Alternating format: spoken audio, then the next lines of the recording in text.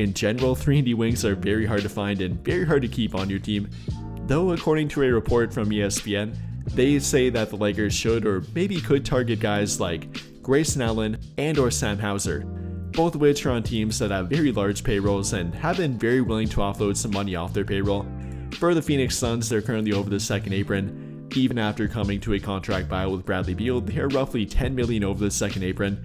And with the $16 million salary of Grayson Allen, that could be something they could be looking to offload and maybe get below that second apron. Probably the one you're more familiar with, and maybe for the wrong reasons if you're talking about his Duke days. But he's quietly turned into a very good option and one of the best 3-point shooting role players in the entire league at this point too. And no, I'm not joking about that.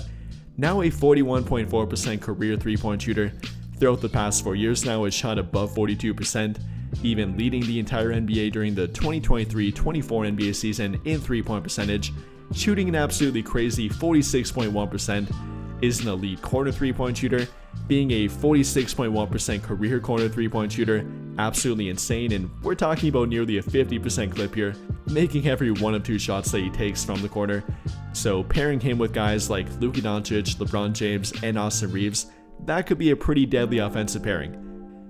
And if they did want to go that route and try to make a trade for Grayson Allen, they do have a few different trade options here in front of them, one of which being a trade with Gabe Vincent, then another expiring contract like Maxi Kleber to a third team, trading Gabe Vincent to Phoenix and giving them some salary cap relief, also trading Kleber to a third team with a second round draft pick, giving the Lakers some salary cap relief with it, allowing them to sign their 15th player immediately after this trade if they wanted to.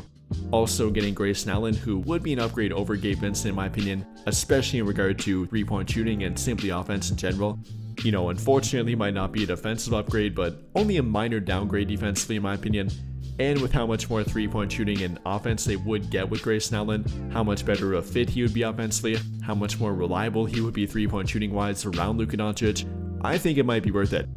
Especially if it only take the loss of Vincent and Maxi Kleber with minimal draft compensation to do it.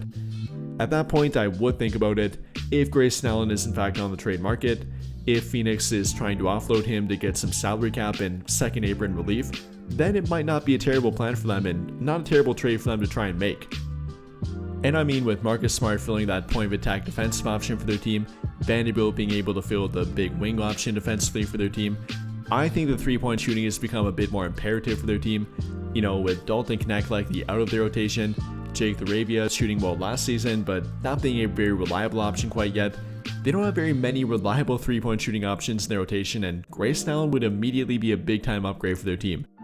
So in that regard, I might have interest in it if it's only for Gabe Vincent, unfortunately with Maxi Kleber with him in this scenario, or you could maybe expand it and do something like both Gabe Vincent and Maxi Kleber for not only Grayson Allen but Nick Richards with him, another guy that's on the trade market and a guy they were linked to prior to re-signing Jackson Hayes. You know, maybe that's different now that they brought back Jackson Hayes, but still wouldn't be a terrible option. Could be a way to further bolster their front court and give them a different backup center option. Yes, they would come again at the expense of Maxi Kleber, but at least they'd be replacing him with a front court option and a better backcourt option and backcourt upgrade to Gabe Vincent in my opinion.